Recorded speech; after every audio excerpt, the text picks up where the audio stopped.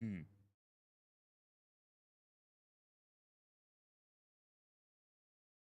Okay, we are live. Welcome back to the channel, everyone.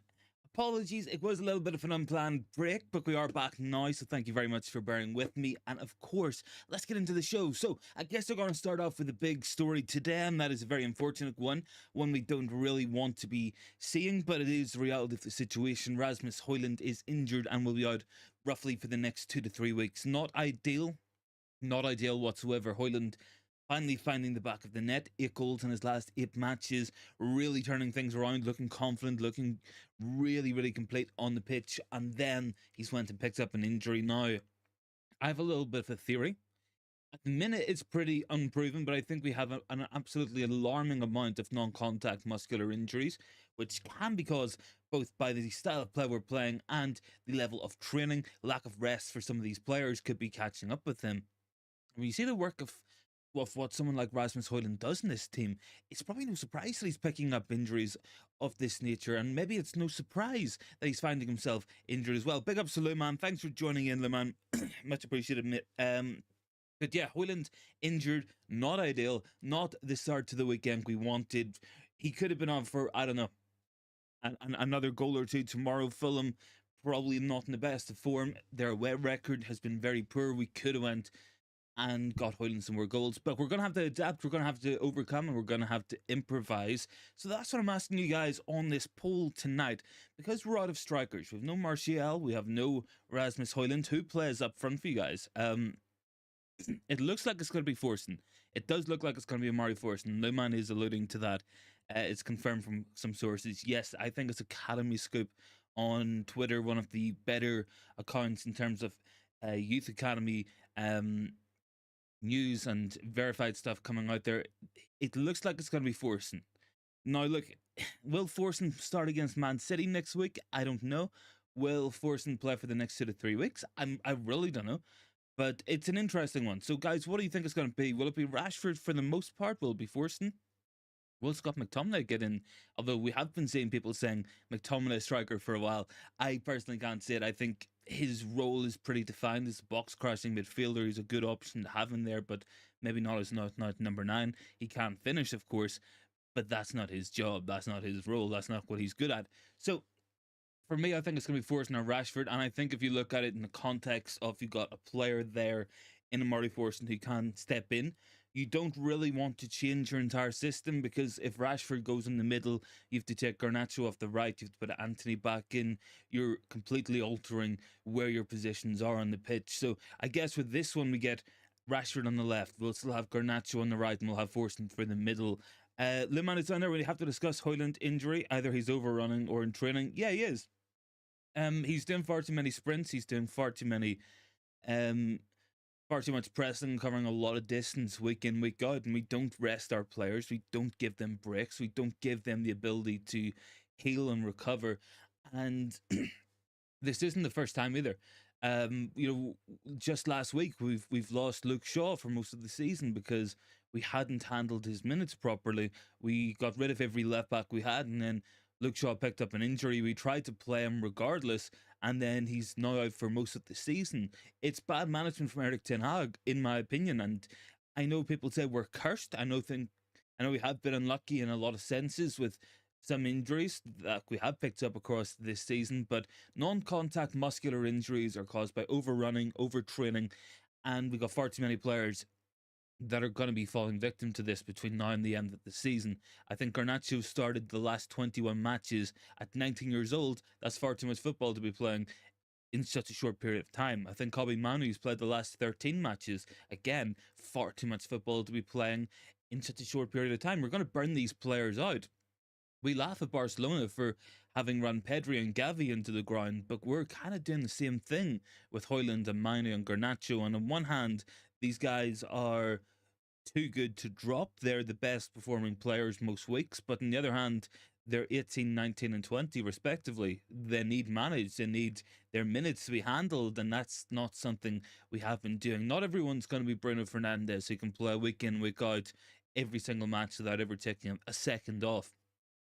Players will need different needs, and they're going to have different needs. So it's a frustration for me because look, Hojlund was obviously in very good form. He was scoring goals, and I think it was papering over some cracks. Whether or not we're going to go out tomorrow and drop points because Hojlund's not available, can't really say that just yet. But certainly it is a cause for concern. Certainly it is a cause to be worried about, and certainly it is going to provoke a tactical reorganizing from Eric Ten Hag. So it might be Rashford in the middle, or it might be Forson in the middle. It'll probably interchange throughout the match. They'll all pick different areas up, but it's a good opportunity for Omari Forson. I think he will have the ability to go out there and make a bit of a name for himself. Obviously, look, he's a player who we've seen a few times this season. We've seen him more in pre-season. He was a player who caught the eye for a lot of people in that pre-season, but overall, I don't think he is the highest level of player. I don't think he's exceptional, if I'm being honest with him, with you guys. But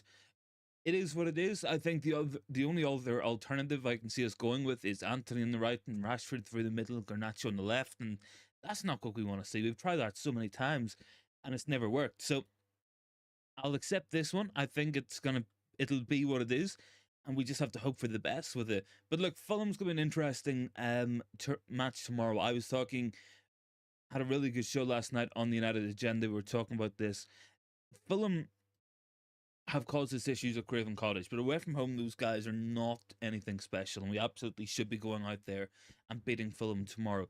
It's a game that I think we need to win, because after this we go to the Etihad, and that's the game you could easily lose. So I think you have to pick up the 3 points here in anticipation that you could get beat at the Etihad. We probably will get beat at the Etihad, the way things are going with injuries, the way the performance levels are going, but that will be a video for a different day. We got to go out tomorrow. We got to put Fulham to the sword, and hopefully we can score some goals early doors and control the match, something we haven't done throughout most of the season. Look, guys, I'm going to load up my team for tomorrow because, yeah, just 1 second. No. Yeah, I'm going to load up my team here. There we go. That's what I think we're going to go with. I think minimal changes, really. Look, we know Eric Ten Hag. We know what Eric Ten Hag is about. He will play the same team if it wins. It tends to need us going a goal down to make a substitute. It tends to need Manchester United losing a match for him to make changes to the starting 11. And for me, that's not really good squad management, but that's what I think we're going to get. I reckon it will be Lindelof at left back. I don't want it, but I think that's what it will be. I think it was on the show last night, people were saying that in terms of seniority, it's always been Lindelof who's come on for Luke Shaw. He came on against Aston Villa. He came on against Wolves in that position. He probably starts tomorrow. It's not what any of us want to see. I'm sure that we would probably rather see Campoala start at right back than Dalot at left back, because Wan-Bissaka, of course, is still injured. I've got Rajat in the comments. We have no one at centre forward. Let Bruno in the false 9. I mean, that's one potential you could go for, but I think Bruno's always better with the runners centrally ahead of him. But he definitely could pick out the wide men in Garnacho and Rashford, who will be bombing on. It's going to be an interesting match tomorrow because Fulham will play a high line. They'll be quite aggressive with their press, but there's going to be a lot of space for us to hit in behind. That would have been really good for Hojlund. It hopefully will be good for Rashford and Garnacho. Hopefully they can find some space. Hopefully they can get a couple of goals. Rosat says we can play Amrabat and Dalot at left back. We could do, and I wouldn't be shocked to see it. I wouldn't be overly surprised if that was the case. I think just looking at what he has done throughout the recent weeks, whenever Luke Shaw's not been available, when we haven't had a left back, he tends to favour putting Lindelof there because he likes his ball playing out of those defensive areas. I mean, personally, I don't think Lindelof's anything special on the ball. I think physically he's a very weak player, but hopefully it'll be okay for tomorrow. But yeah, look, Fulham, 12th place. They're just one of those inconsistent teams. They can't really buy a goal at the minute, but in December they went back-to-back 5-0s. Very, very inconsistent team. A couple of good players in there to watch out for. Andres Pereira, the pre-season period, coming back to Old Trafford. He will be fancying himself for a goal. We know what he's all about. He will try to create. He will have decent set pieces. And he'll take shots on from range. I think key for us tomorrow is João Palhinha being suspended. That's a good sign. I think that's going to be an important one for us all things, because João Palhinha is a very good destroyer in the middle of the pitch. Now, I think he's a limited player in terms of what he offers on the ball. I don't think his on-ball quality is particularly good. But for what Fulham need in a number 6, I think he's absolutely perfect. He's just high volume duels, high volume aerials, high volume tackles. He will pick up fouls. He will pick up yellow cards. But he is suspended for tomorrow's match. Some other doubts for them, I think Willian's a doubt, and potentially um, Raul Jimenez as well. So those are some real key players for Fulham. So this should be an interesting match in terms of what we do with the lineup, how we set up without a left back and a centre forward. But it should be a match we go out there and win without too much stress. That's what I think the team will be. If I had to pick myself, I think I would probably go and try Kampwala at right back and Dallin at left back, and then I would maybe put Rashford, or just keep Forson up there, up top. But that's probably as close as what we can get. I think we're quite limited in terms of options in the back line. I don't think we're going to go to a back three, even though we don't have any fullbacks on the left hand side. I would be very surprised if we do that. We haven't done it at all under Erik ten Hag. So I think this is very much going to be the predicted lineup for tomorrow's match. I got Bart in the comments. Good to see Bart. Liman is saying McTominay at 9. Liman, will Ten Hag dodge the blame if he drops points for injury reasons? I don't think so. And the reason I say I don't think so is because Ten Hag hasn't dodged any blame all season because of injuries. Now, look, if you want to take a nuanced view of it, I think Ten Hag has been responsible for quite a few injuries that Manchester United have picked up this season. I think when we look at the amount of players getting repeated non-contact muscular strains, pulls, tears, tightness, that's caused by the system. They're having to run verticals constantly. The press can be overly intense sometimes, and the lack of rotation is concerning there.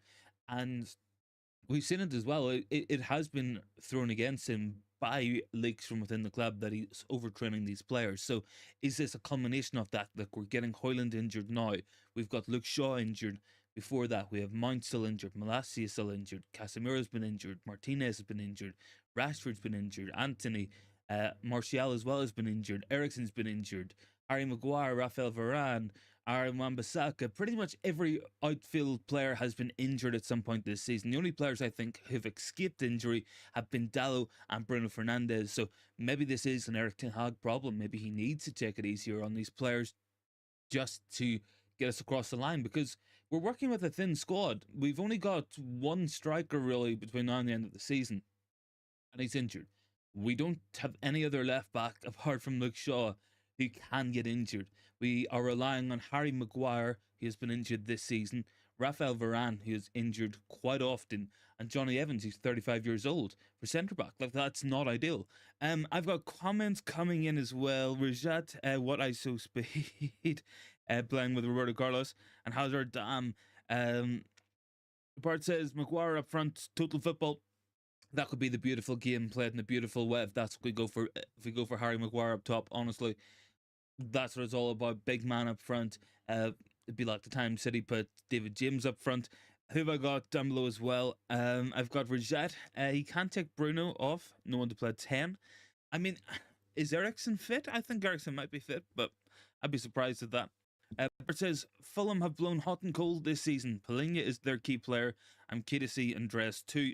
Good thing is there is no João Palhinha tomorrow. He is suspended, so he will not be featuring in tomorrow's match. No Jimenez either, no Willian. So plenty of key players for Fulham out missing. It should be 3 points tomorrow. It really, really should be. The man. Why and how have news of Forson starting a day before the match come out? It was supposed to be confidential, as it would help the opposition manager.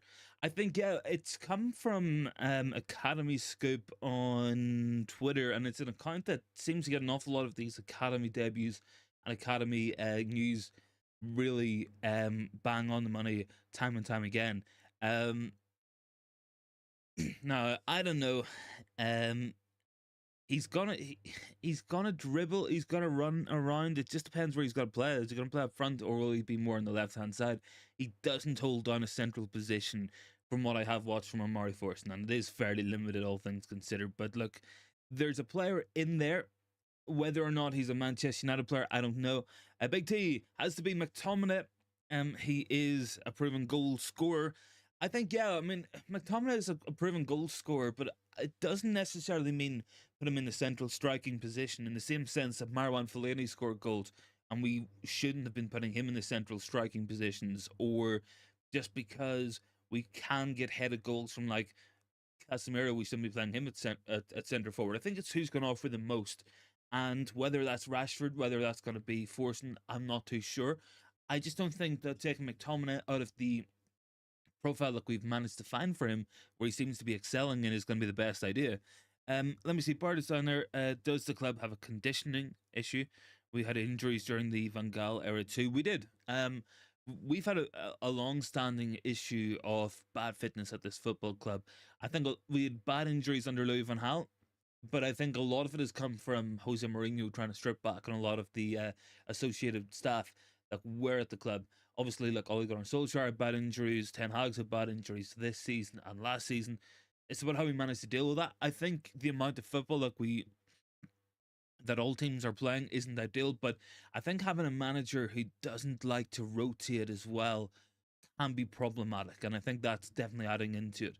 When you're not rotating your team, when you're playing a high intensity, high running, high volume type of football, and you're not giving players an easy day or two in training to recover, then I think these injuries are inevitable. And I think it's almost guaranteed at this point that it's going to get worse. But guys, let me know your thoughts on that striking position. Get your votes in down below on that poll, and let me know your thoughts about Rasmus Hojlund being out injured for the next 2 to 3 weeks. How much of a miss will that prove to be as we chase top four? Is that top four over now that our goal scorer is out of the team? Let me know your thoughts down below on that one, because it will have big ramifications, of course, throughout the rest of the season. Now, look, I guess if we want to move on to the next kind of stories, there was obviously the Omari Forson story, which seems to have come out in conjecture with this update from Eric Ten Hag on Hojlund's injury. So I think what we'll do is have a quick look at what Ten Hag has been saying in today's press conference. Lots of quotes to go through. Some interesting, some of it's kind of what we would expect. But let me quickly pull up the presser releases just for you guys down below. So some of these are kind of interesting. Look, Ten Hag, obviously he talks at detail about the mentalities and stuff within the dressing room. We're not really too concerned about that. Let me just quickly pull up some of these quotes that I think we do need to take note of. So first and foremost, Eric Ten Hag on Rasmus Hojlund. He says it's a small injury, 2 or 3 weeks. It's the risk of playing high intensity. It's not a big injury, but he will have to wait for 2 to 3 weeks. I think that's kind of a nonsense, because 2 to 3 weeks is a big injury. He's going to be out of the derby. He might be out of the next FA Cup match as well. I think it's possibly next week as well. So that's not ideal. Obviously that's going to be a big injury for us. That's going to be a big miss for us. What have I got down below here? Let me quickly have a look at some of this. Rajat, how is João Palhinha's passing range? Is it very good? No, he's not. He's not an exceptional player on the ball, but we don't have to worry about João Palhinha. He is suspended for tomorrow's match. We don't have to be concerned about him destroying things in the middle of the pitch. Big T, De Bruyne set piece has been set at 100. Should we offer him an upgraded opportunity? Oh, his price has been set, sorry. Rosette said now confirmed Eric Ramsey's going to Minnesota. Yeah, it looks like he's going. I mean, he seems to be fairly highly rated within United. I'm just looking at it the point of view that he was brought in as a set piece coach and he's never really done his job in that sense. I'm positive that he's been pulled left, right, and centre by the demands of the job and hasn't focused on it. But I don't know. I don't know. An interesting one for sure. Let me see. Bart, Liverpool hired someone who worked on the Higgs Boston as their scientific staff. We ought to hire someone with an astronomy degree. I don't know what we're going to need. We're going to need plenty of people coming in. Big T, I don't think Hojlund is injured. I think he's been given a rest. It sounds like an injury. To me, Rajat said, "Is it more tiredness?" I think it sounds like an injury. That's what they're saying here. That it's a muscular problem. Chat Sport says Bruno false 9. Rajat said I've seen that, sorry as well. But yeah, look, Ten Hag speaking about Radcliffe. We are very much aligned. We've spoke at detail. We have the same ambition. We belong in the Champions League, and we have to prove it. I mean, on the injuries, he's just kind of been speaking. But what I did want to have a look at and kind of discuss as well was what Erik ten Hag had been saying about tomorrow's match, about Fulham. We have to catch up in this moment. Every game is still a cup final for us because we have to be in the Champions League. The players want this, but the team has to believe. In terms of looking forward to tomorrow's match as well, all of the players will get opportunities to show their qualities. We are very curious as we have the confidence now. That's because we constructed the squad when we went into the January transfer window. But we saw players who didn't have the chance in the first half of the season. There was injuries, and now they will get opportunities, and it's about them to be confident and make the most of them. Finally, I guess on tomorrow's match, we have to go game to game. Every game will be a final. You will see closer and closer by the end points will be more expensive, and everyone is fighting to get their position in the league. We are used to it. And then speaking on Omari Forson as well, there has hints from Erik ten Hag about how highly rated he is within the academy and within the overall first team coaching setup. So this coming in from Academy Scoop. Erik ten Hag set to hand Omari Forson his first Premier League start tomorrow. The manager rates Forson very highly, and the preference for ten Hag to start over Ahmad is based on skill set and potential, not training performance or effort related. Now I know Ahmad Diallo is a player a lot of us have clamoured to see at times this season. I think there's different options you could go for. I think if Rashford plays through the middle, I'd like to see Ahmad brought in. But we know that's not going to happen. If Rashford ends up in the middle of the pitch as the striker, it's going to be Anthony. That's almost guaranteed. That is almost almost a promise at this point that Anthony will play. But Laurie Whitwell has also said Omari Forson is set to make his first ever start for Manchester United against Fulham. So it's Laurie Whitwell. It's also Academy Skip. It looks like it's going to be guaranteed that he will be playing in tomorrow's match. Now I've got comments coming in. Bart, so on Eric leaves, Eric Ramsey, not Ten Hag. At the minute, Big T says, did you see Sir Jim is saying he's not sure Shigassim is real?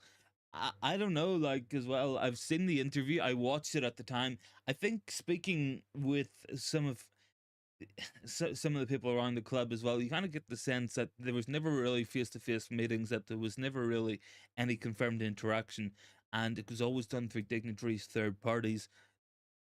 Ultimately, it doesn't really matter about Sheikh Yassim. I mean, it's a bit of tongue in cheek from Sir Jim Radcliffe. Radcliffe, as we know, he is the owner now. It's time to get to work. I'm very excited about the prospects. I'm very excited about the future. I want to get things going as soon as possible. Now, I have comments coming in down below. Chatsport says Palhinha is out. Yes, that's going to be a big miss for Fulham tomorrow. Obviously, bigger misses for United is going to be Hojlund and it's going to be Luke Shaw. But we're going to have to adapt. We're going to have to improvise. Going to have to overcome, and that's going to be absolutely key in tomorrow's match. Because look, fundamentally put, if we win tomorrow, we could find ourselves only, I think, on goal difference with Spurs. Now Spurs, of course, do also play tomorrow. I think they're playing Brighton, so that's potential there for United to catch Spurs tomorrow, which would be an absolutely massive achievement if we can go out and do that. Let me just double check who everyone is playing this weekend. No, sorry, Chelsea are meant to play Tottenham. That's been suspended, of course. So the matches that we have to watch out for tomorrow, guys, of course, United versus Fulham. That will be live on the channel. We've got Villa versus Forest. I would expect Villa to win that match, but there will be pressure coming in from Nottingham Forest, desperate to stay up, of course. And then Spurs don't play this weekend as well. So that's an interesting one. That, of course, because of the postponed match, Spurs will have a match in hand on us, but it's a good opportunity for us to put them under pressure. Let's see what they're made of. And if we can go level in points with them, who knows where that could end up. I've got more comments. Bard is down there. If Leverkusen wins the league, the team will be picked apart and they will not come cheap. Boniface, Tapsoba, Kovar, Vert, Hinchapa, Frimpong. Yeah, look, there's some really good players in that Bayer Leverkusen team. Personally, I'm a big fan of Kasuna. I was watching, I think I was on a show on United Agenda with Rebel when the initial links to Kasuna came out. I've been watching him ever since. I've been impressed with him, but I do have some names to give you guys, so some homework for everyone if you want a little look at that. So two players that Muppeteers confirmed we are looking at for this upcoming transfer window. Number one is Amadou Onana, and number two is Morten Hojlund. That Morten Hojlund is a 23-year-old Danish midfielder playing for Sporting Lisbon. This comes in with links as well to Ruben Amorim.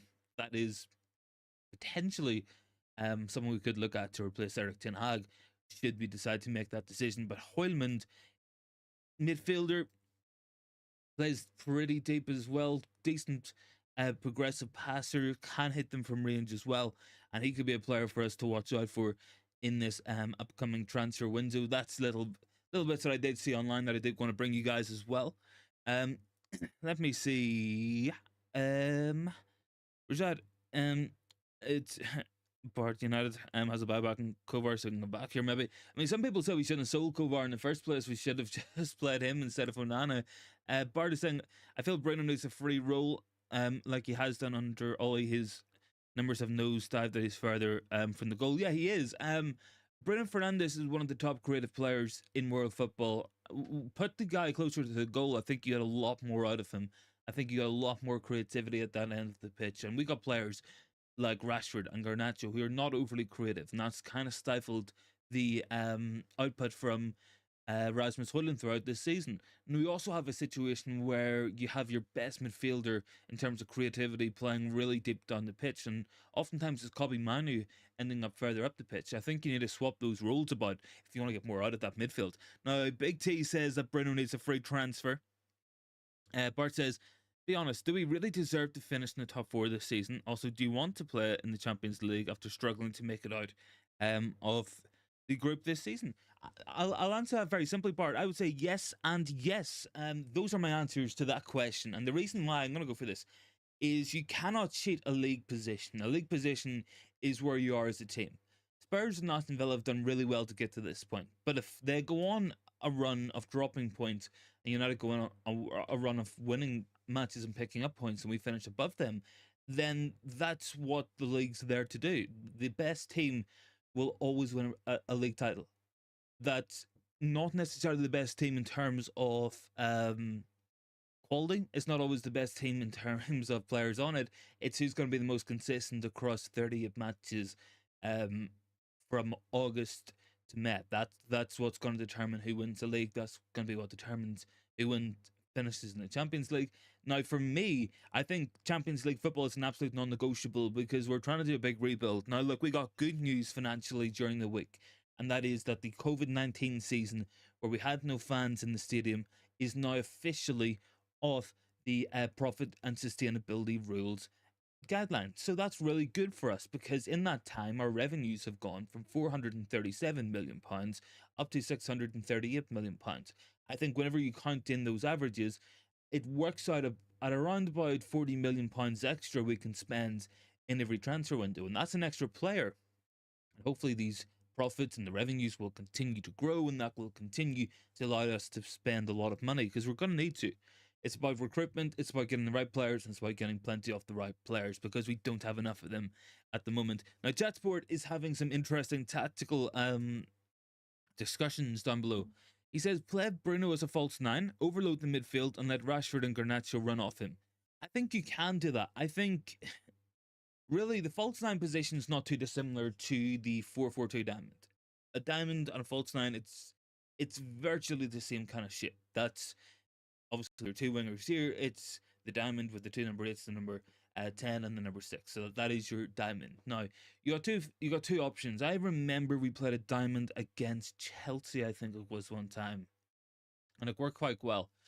I think Rashford scored in that match. I think it might have been Rashford and Lingard up front. I'm not too sure. I would have to look back at that there. But it worked kind of effectively, and it'll be a similar system the Fulham will implement tomorrow because they will come with a high line. They will play higher up the pitch, and hopefully we can exploit that. Hopefully we can get in behind them. They're good at catching teams offside. They will press in the middle of the pitch, and there will be space open for the runners. There will be space open for ball carrying if we can get players to do that. So don't be surprised to see Manu play a little bit higher up the pitch tomorrow because he is the best central ball carrier that we have. If he can drop a shoulder and bypass the initial press of Fulham, there's a lot of space between the midfield and the back four. More space will be in behind as well. So certainly, look, space is going to be key tomorrow. Attack the space. I think you can attack Fulham, and I think we can win this match. It's just going to be about how we do that there. Now, if anyone could please tell me the Chelsea match where we played at Diamond, I wouldn't mind. Bart says, but we don't have. Don't United have to pay off the debt, repair their home ground, refurbish the training ground, give the women's team a raise in some facilities, and allocate dividends to their owners? Yeah, we do. But that money can come out. And the reason I would say that is that money can come out of different areas. Fundamentally, I think the way that the profit sustainability rules and the FFP rules work is that the amount of money you can spend off a transfer can only come based off your revenue. But in terms of stadium facilities, in terms of actual pay for the women's teams, etc., a lot of the facility work that we do need to do, I think a lot of that can come directly from owner investment, and that hopefully will come from the £100 million being put in at the end of this year. So that will be good. Let me just double check one thing, guys. Yeah, there we go. Bart is Sir Big T. Bart asked Big T, will Radcliffe do all you mentioned? It's about whether or not he does, man. I think he will. Like, there's clearly there is clearly a will to do it from what he's been saying. I think we will take steps forward, but I think it's going to take a while. It won't be an overnight fix. Don't make no mistake about it. These issues that we faced did not happen overnight. They did not happen. We were not perfectly run on a Monday, and then on a Tuesday the stadium was falling down. The team was a mess. We needed a lot of investment. The scouting was all over the place. There was no analytics at the team. The women's team that didn't even exist at the time was falling down. What we need to do, I think, and looking at it as a whole, is do what Radcliffe has recommended we do, and that is walk towards the right solutions instead of jumping to conclusions. And that's going to be key in terms of the approach we want to take. Walking to the right solutions means that if we do find that we're heading in the wrong direction, it's very easy just to turn around and walk a few steps backwards. That's a lot better than jumping to the wrong end where we have been going. We've been flip-flopping for a really long time. It's time for some consistency. It's time to be measured and sensible and intelligent with this kind of stuff. Now, Big T is saying the only destination on the gym train is the top. I'm not worried about anything. Big T is feeling positive. It's odd to see Big T as a positive guy on here, but I'm all for it. I am. Now, Luman is saying, who's more influential, Radcliffe or Bowley? Bowley will be more influential. He owns 100% of Chelsea Football Club. Now, Radcliffe will have a lot of influence, but he will also have to work with the existing partners at the club for the time being. In terms of the football stuff that we are mostly concerned about, that is going to be all Ineos. That's all going to be Radcliffe, and that's good. That's kind of what we wanted to see. I think in terms of everything else, there will be compromises met, unfortunately, for now. Let me see. Bart says, if Elon Musk, he would have transformed Ericsson into Iron Man with a Jarvis-like transplant. That's what we need to currently complete with City. Maybe that's what we need. I don't know why, but there was a time when Elon Musk was kind of teasing that he was going to buy United. I don't know where that came from either. Guys, drop a like on the video as well if you can. Would be much appreciated. Big T says, Bart, this is City's last season competing at the top. Look, City's fate's not going to come down to what we do. It's going to come down to the Premier League judgment and what happens with these 115 cases. Is it going to be game over? Is it going to be play away? I guess we're going to find out pretty soon. It's going to be an interesting one to be watching out for. But look, certainly for me, I think Fulham tomorrow, just get back on track and back to what we were looking to talk about. Fulham's going to be key tomorrow. If we manage to beat Fulham, then I think that'll take us level with Spurs. We will then be about 2 points off Aston Villa. That puts the pressure up on them. Obviously, Villa, if they beat Nottingham Forest at home tomorrow, which you imagine they should do, but the way Forest have been playing in recent weeks, they've been more difficult to break down, difficult to beat. Maybe they can cause an issue there as well. But a lot of football to be played between now and the end of the season. A lot of key matches, and it's worth our while keeping an eye out on those teams above us. Look, the teams I think we're really concerned about is going to be Villa, it's going to be Spurs, it's probably going to be Brighton underneath us. I don't think we need to be concerned with Arsenal. I don't think we need to be concerned with Liverpool or City, because I don't think we're getting close to them this season. That's what we have to look out for. We also have to hope that one of Arsenal or Man City go pretty far in the Champions League, hopefully without winning it, to get us the emergency 5th place Champions League spot, if that's going to be required. But Let me see. Bart says it's Bully. He's Germanic. Off topic, but he is I show Spade. I have no idea why he's got so much followers. I think Spade just does like streaming and stuff. I think like I mean, I think he got like what he became a bit of a meme because of the way he said Cristiano Ronaldo. I think. So yeah, I mean, he's just like riding a wave of it at the minute. Like, but fair play to him. Um, Let me see, Bart. How do you possibly know? Anyway, it doesn't matter. United need to pick a Real, Bayern Munich overall, not City. City have a young squad with Foden, Haaland, Gavardiol. Yeah, I mean, City do have a young squad. United's got a young squad. We got some quality in here as well.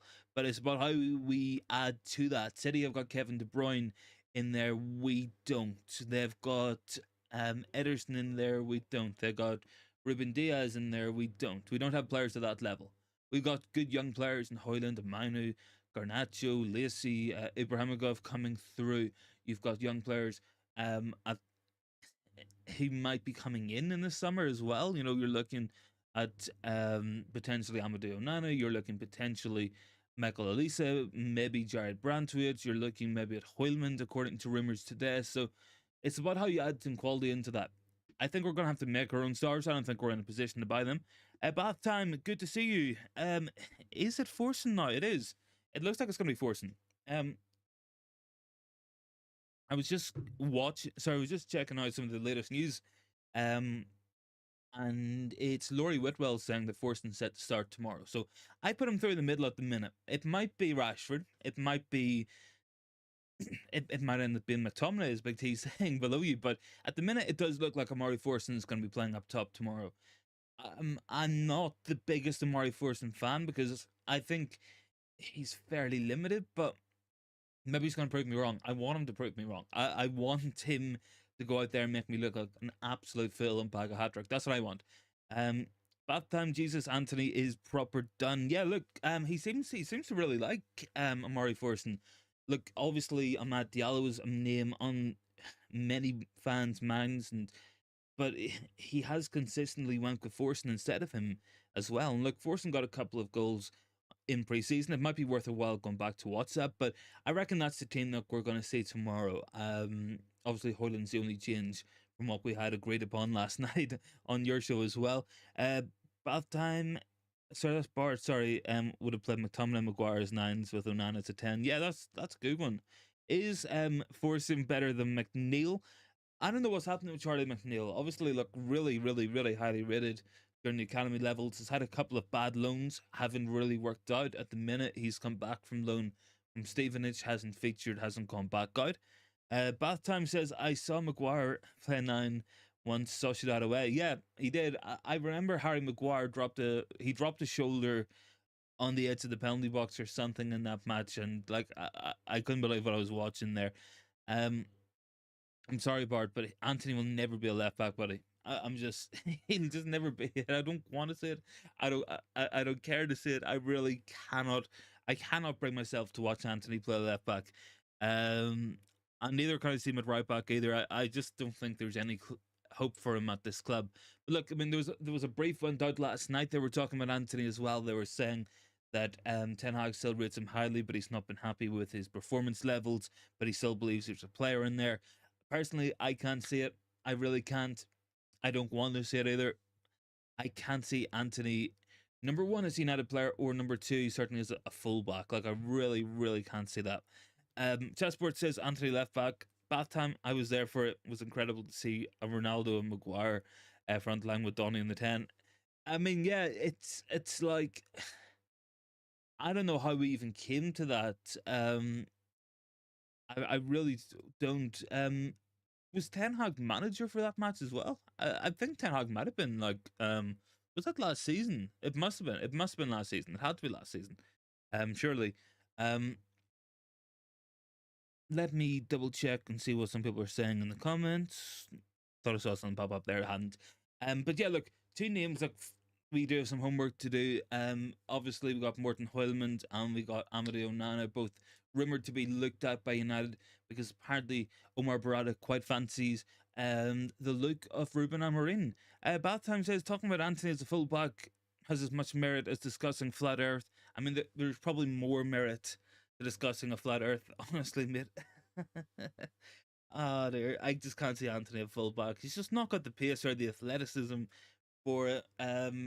People say he works hard defensively, but there's a lot more to it than just tracking back. You know, you got to watch your run. You have to step up in time. You got to cover the distances, cover the channels, know what to do in certain situations. There's a hell of a lot of goes into playing a fullback. I just can't see Anthony being the guy to do it. I really can't. But look, in terms of that poll, guys, very, very split. I'd ask you guys who starts up front with Hojlund out for the next 2 to 3 weeks. It looks like most people are going to go for Omari Forson, 50% at this moment in time. But if you guys think it should be Rashford, if you guys think it should be McTominay, let me know. Obviously, look, the ideal situation would be Anthony Martial being fit and able to play, but that also relies on Anthony Martial being fit and able to play. So that's obviously not going to happen. He's probably never going to be seen again for Manchester United. So this is what we're down to. We're down to creative solutions to major problems and hoping for the best. This the exact same way that Victor Lindelof is a left back, the exact same way that Omari Forson is likely going to play up front for Manchester United tomorrow. Creative solutions to big problems, and let's just hope that we manage to get through it. Who knows? I mean, look, maybe Forson won't have to do anything tomorrow. Maybe Harry Maguire is going to score a hat-trick of headers, and we won't have to have a concern about who played up front. I don't know though. I really don't know. We're gonna find out very, very soon. We're gonna find out tomorrow anyway. But it does look like a front line of Rashford, Garnacho, and Omari Forson tomorrow. It depends on how they approach it. There's obviously going to be things we're missing without Hojlund. You're missing a player who's got a 64% shot to goal conversion rate in the last 7 or 8 matches, who 90% of his shots have been on target, obviously in the run of form of his entire life at this moment in time, and that's been cut short. So it does look like Omari Forson going to play up front. It does look like we're going to be seeing a very, very inexperienced forward line. Rashford, obviously the senior player in there, but Garnacho at 19, Forson at 19. It's his first minutes. It's his first start. I think he's like one sub appearance, and I think he got an assist, and it was for Kobe Manu against Wolves. But that's it. That is the limit of first team involvement for Omari Forson this season. Look, guys, keep voting on that poll if you haven't already. Drop a like on the video. We are up to 15 likes on that as well. So if you could drop another one on there, would be much appreciated. But I think this comes back to bad squad management. It has been said throughout the earlier stages of this week as well, that even though Hojlund's in very, very good form at the moment, and we're very happy with his performance levels and what he's how he's developing, there is an acceptance at the club that we're going to need to bring someone else in the summer to manage his minutes, and Hojlund maybe won't be starting every single match at this moment in time. Look, I can't complain about it. It's just going to be about managing those minutes. Everybody needs an understudy. Everybody needs options that you can interchange with, and it's just about who do we go out and get in the summer. I think the summer transfer list is getting more and more defined every single week. I think a left back's going to have to be on there. I think you're going to see at least one centre back, probably two. You're going to see at least one midfielder, maybe two. You're going to see at least one forward, maybe two. So you could be looking at 5 or 6 players in the summer. That's not too that's not too far fetched either, in my opinion. Now, look, Big T is saying we all know the Earth isn't a globe or flat; it's a program. Yeah, I'll put that there. Obviously, if it is a program, if it is a matrix, United have got the injury glitch, and it's just duplicating over and over again. So if somebody could please troubleshoot that, that would be appreciated. But yeah, look, so some other interesting news to bring you guys from Paul Hurst. Casemiro is a target for the Saudi Arabia top clubs in the summer. I wouldn't be surprised about this one. I feel like Casemiro is likely to move on in this summer, and there's very, very, very, very few clubs out there who are going to be able to afford what Casemiro would want in terms of wages and those demands. So how do we get that? It's probably going to have to be the MLS. It's probably going to have to be Saudi Arabia. I can't see Real Madrid looking him back. I don't think anyone in the Premier League is going to take him. I think it's Saudi Arabia or the MLS. Most likely going to be Saudi Arabia. So that's pretty nailed on. Hopefully, we can establish some kind of relationship there and get players like Casemiro moved on. I think it's looking likely Varane's going to go as well. I don't think he's. I think he's out of contract at the end of the year, and no progress has been made on a new deal. Same with Victor Lindelof. So do expect a bit of an exodus, guys, as well. Interesting comment coming in from Sports Zone. Julian Nagelsmann is really liking the idea of managing Manchester United since last summer. He is also a priority option for Ineos in the managerial position. So Julian Nagelsmann could be a manager to look out for.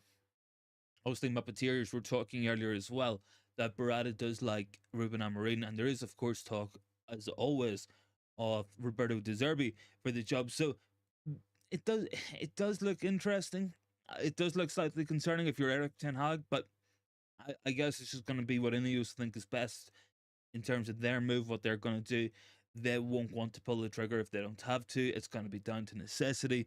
But I guess Ten Hag's got a time now to try save his managerial career here. I think that starts tomorrow again with having to beat Fulham, and that's going to be running into the next couple of matches. How we deal, how we win these matches, what we do with them.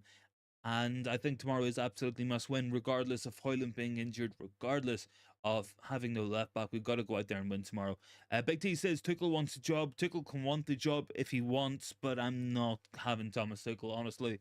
I would like the job, but I'm not going to get it either. Um, that wouldn't be my preference whatsoever. I don't know. I don't know. I haven't really thought too much about potential managerial changes because I think I've always been of the opinion that you would start to see bits of information filter through once Ineos took over, and that we would always get some kind of clarification about what they're likely to do. Now we're starting to see us linked to Julian Nagelsmann, to Ruben Amorim. You're seeing talk about De Zerbi out there as well. It's interesting because a lot of teams are going to change their manager this summer. You're looking at Barcelona needing a manager, Liverpool needing a manager, Bayern Munich. Are Manchester United going to join that list? Are we going to be joining that list and going after the same types of managers? So, an interesting one that we're going to be talking a lot more about in the coming weeks. It's just going to be about what happens at the minute because I think we're the ones who have to make a call on this. We're the ones, we're the club who has to make a judgment call on this because right now we're the only team who are not confirmed to be losing their manager come May. Klopp has announced he will leave, Xavi has announced he will leave, Tuchel has announced that he will be leaving Bayern Munich. So those are all guarantees. Ten Hag's future is maybe more uncertain. So it's going to be an interesting ride for sure. Big T says interesting. Jim says they will choose the style of football, and the manager has to get on with it. Ten Hag football is not the United way. I predict some quality wingers incoming. I think look that's kind of like what you always see. Most competent sporting boards will decide upon a vision of what they want to play. Now, look, they're not gonna. That does not mean that Dan Ashworth is going to be putting the cones out and Jim Radcliffe's going to be drawing on a tactic board. What they're looking for, they're going to have a vision of what Manchester United should be. It might be a step to what we played like under Sir Alex Ferguson in one of those iterations of his Manchester United side and philosophies. It might be something completely different. Ten Hag might be the best man to implement that vision, or they could decide to go elsewhere. But what it does do is ensure a continuity, and it ensures a succession plan so that if a manager goes or if a manager leaves, it's not panic stations. If a manager doesn't work out, you can remove them from that position and you can bring somebody else in without having to rebuild the entire team. This is the reason why Manchester United have been in a rebuild for the last 11 years, because we've jumped from one style to another, we've jumped from one philosophy to another, and we've ended up with a mismatch of players and a mismatch of squads and players brought in to do certain jobs and certain systems without any continuity or without any foresight towards future issues that this might cause. Now, Bart says Nagelsmann is young and talented, but he hasn't won anything, unlike Ten Hag. He has never built a winning team. Ten Hag has done both. Give him a go under good structure. Look, I mean, that will be an argument, and that will be no doubt considered by Ineos. They will definitely have a look at it. And that was something Jim Radcliffe spoke about in his BBC article. He says he wants to look at the facts, and the facts are that no Manchester United manager has succeeded since Sir Alex Ferguson. No manager has managed to come in and make the changes and build a team that wins major honours.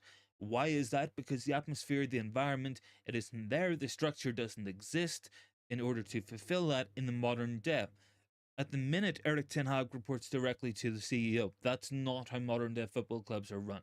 There's a board, there is a clear line of succession, there's a clear line of authority, and a clear pyramid of hierarchy set out, and it dictates the entire needs of the footballing system. I think you gotta move towards that, and you got to get with the times. It's either get with the times or get left behind, and we've been left behind for 11 years. We're playing catch up right now. It's going to take a while to get there, but I think we will. I think we're going in the right direction at last. I think we got the people needed who are going to get us to where we want to be, and hopefully that's going to be something that we can look forward to in the coming years. And I think in general, as long as we're seeing steps in the right direction and we're seeing progress, I think we'd be a lot more content. I just don't like spending a lot of money every year to end up nowhere and questioning why have we spent 1.4 billion pounds in the last 10 years? Where is it? Where are those players? And why haven't we won anything in that? A Big T says Mourinho succeeded, an absolute miracle. He pulled it off. He succeeded to an extent. He never had the capacity to succeed in terms of what a Manchester United manager should be judged upon. Actual success is Premier Leagues and Champions Leagues. Winning a Carabao Cup is nice. Winning a Europa League is very nice. Winning an FA Cup is nice, but ultimately that's not what we should be about. If you're Tottenham Hotspur and you win an FA Cup, that's fantastic. You probably have a parade for that. We should be aiming higher. We should be having bigger ambitions out there, and ultimately the cup finals and stuff, they're only out at the end of the season. It's good to win them. You absolutely want to win them, but Champions League, Premier League, that's got to be the focus from now on. That's got to be the objective, and it can't just be about finishing top four. It has to be about getting to the top of the Premier League. And that means not being better than 15 other teams. That means being better than 19 other teams, and that's going to take the extra mile. That's going to be the extra step that we haven't had for 10, 15 years. Jet Sports says Ten Hag will do fine under a football setup with him. It just depends, because Ten Hag's had a lot, and I mean a lot of luxuries that other managers wouldn't have. Almost complete impunity in terms of transfers, complete control in terms of what we bring in, who goes out, and how we deal with that there. Is he going to be willing to take a step back in that direction, relinquish some of that control? Because right now, Jim Radcliffe is not bringing Dan Ashworth in at a lot of cost to Manchester United. He hasn't brought Omar Barada in from Manchester City. He is not bringing Jason Wilcox in. He is not bringing an entire footballing board and directive in to have them be subservient or not have full control, because Ten Hag's going to have some say over that as well. So it's about how we deal with that. It's about what happens in that sense. If he can accept a reduction in role and scope of his duties with identifying and signing players, then yeah, he probably does have a good chance of staying on here, depending on what happens next season. There'll be a lot internally that we do not know at this moment in time. We might never know about the Eric Ten Hag reign, because a lot of it will be passed off as negative briefs. A lot of it will be passed off as players speaking badly against the manager to cover their back. But ultimately, it's going to be about how that's judged from within. Big T said Ajax football at its best is not the United West, so stop wasting time and move Ten Hag on. I don't think there is a United West. Look, I'm gonna be brutally honest. There is not a Manchester United West. There was never a Sir Alex Ferguson way. Sir Alex Ferguson adapted his tactics based upon the players he had at his disposal, based upon the era of the Premier League. His team that won the first Premier League would not have played the same football as the treble winners several years later, and the treble winners played a very, very far strong football from what we played in the 07-08 team. Now, did they have similar traits? Did they have similar qualities with wing play, the explosiveness in the counter attack? Yeah, but you also look to press, you look to hold possession. There's a lot of things out there. I think it's kind of transferable. We're starting from a clean slate. This new Manchester United can be whatever we want it to be. And it's about how we manage to adapt to that. The most successful teams in Europe at this moment in time, the best teams that have won the most amount of trophies in recent years, are playing off similar philosophies. They're playing off similar beliefs. It's whether or not we want to go with that, or we want to try be trendsetters with some other brand new style of football. Look, football is constantly evolving and it's getting more and more complex, more and more complicated every single year. It's going to be about what happens next year and the year after that. It's about walking to the right solutions, as Sir Jim said. So how we get there, how we do that, we bring the right people in. They're going to be a lot more qualified to think about what Manchester United should be as a football club. We can have our own opinions, we can make our own judgments, of course we can, and we absolutely will, as we always do. But I do think that we're going to see a brand new team, a brand new start, and a brand new football club for all intents and purposes.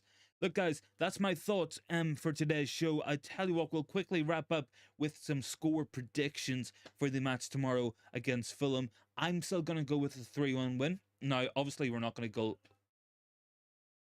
get a goal from Rasmus Hojlund, of course, but I reckon 3-1 to Manchester United. Goal scorers Rashford, Garnacho, and I'm going to go for Bruno Fernandes. Let me know your thoughts down below. Scott McTominay going to get on the score sheet. Drop that in. I have a quick comment coming in from Big T. Fantastic wing player. 4 or 5 players flat in the box. Never giving up. Is United quite? That's a lot less to find, I think, than looking 4-4-2 with crossing wingers and 2 strikers up front. I think you got traits, you got beliefs, you got similarities like you will see, but a lot of it's going to be different. This will be a new start for us, thankfully, at long last. Look, guys, get your score predictions in down below. Let me know. I'll probably post a poll or something after this as well. Watch along will be tomorrow as well. Should be live about 2:30 if you guys want to join in then. So thanks so much for watching, guys, and I will see everybody tomorrow.